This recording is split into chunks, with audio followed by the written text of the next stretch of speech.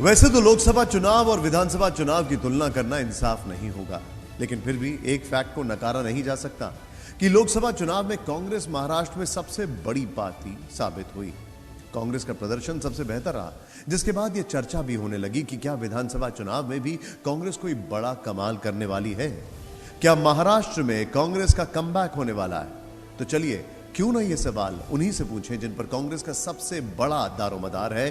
TV9 Bharatvarsh सत्ता सम्मेलन महाराष्ट्र में हमारे साथ जुड़ रहे हैं कांग्रेस नेता, बल्कि कांग्रेस प्रदेश कांग्रेस के अध्यक्ष नाना पटोले जी। जोरदार तालियों से स्वागत किया जाए, जोरदार तालियों से स्वागत की जाए। नाना साहब स्वागत है आपका, स्वागत है आपका। एक बार जरा जोरदार तालियों से नाना पटोले जी का स्वागत करिए। मैं समझ सकता हूं, अभी मैं देख रहा था कि आप फोन पे बिजी थे, लास्ट मोमेंट बहुत सारी चीजें चल रही हैं। ये बताइए मुझे, ये सवाल है तो एक फिल्म का डायलॉग, लेकिन मैं पूछूंगा आपसे जरूर, हाउस द जोश? क्या लोकसभा वाला जोश है या इस बार कुछ बात अलग है?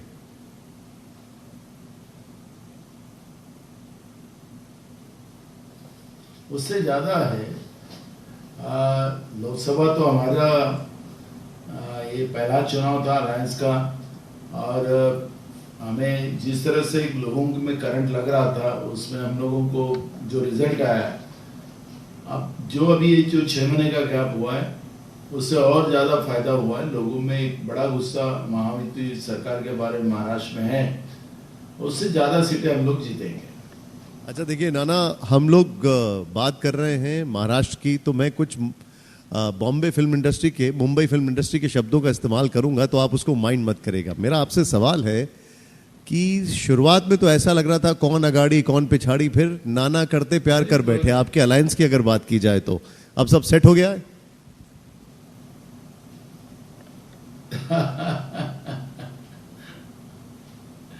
अब सब सेट हो गया, अब कोई प्रॉब्लम नहीं है, थोड़ा चलते रहता है। सिर्फ हमारे में नहीं है, बीजेपी में भी बहुत अभी तक चल ही रहा है उनका, तो ये आखिरी तक चलेगा। कल का लास्ट डेट है, कल पास में अलायंस क्लियर हो जाएंगे दोनों तरफ से। अच्छा एक चीज बताइए, आज एक बहुत बड़ी अफवाह फैली कि राहुल गांधी नाराज हो गए हैं, विदर्भ में शिवसेना को सीटें कुछ ज्यादा ही दे दी गई। क्या ये बात सही है?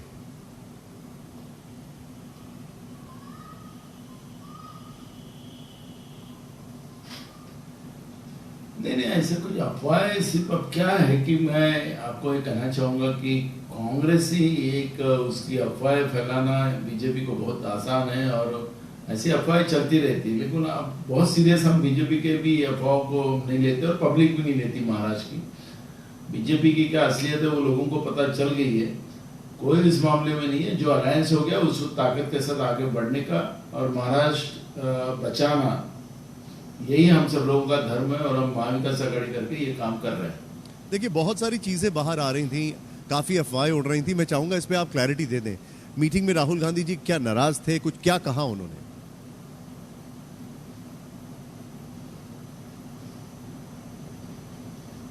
देखो, वो चाहते थे कि उनका खुद का ड्रीम्स है, मेरा भी है, कि हर समाज को हम नेतृत्व दें, उनको एक नेतृत्व करने की क्षमता उनमें हम पैदा करें, उनको मौका दें।